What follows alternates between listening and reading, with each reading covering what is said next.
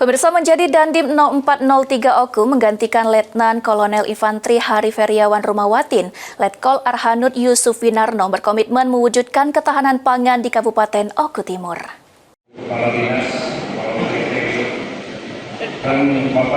Pemerintah Kabupaten Ogan Komering Ulu Timur menggelar acara pisah sambut Dandim 0403 Oku di Gedung Balai Rakyat Pemerintah Kabupaten Oku Timur yang dihadiri langsung oleh Bupati Oku Timur dan jajaran serta Forkopimda Plus.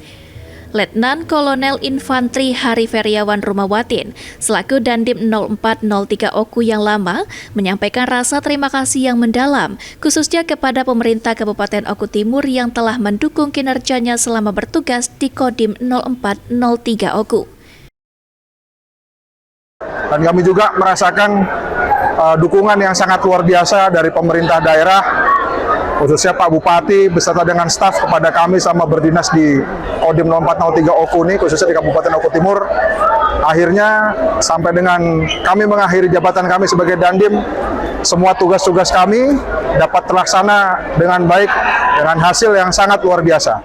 Sementara itu, Dandim 0403 Oku Letnan Kolonel Arhanud Yusuf Winarno berkomitmen akan menjalankan tugas sebaik-baiknya, terutama terkait ketahanan pangan yang menjadi asta cita Presiden Republik Indonesia.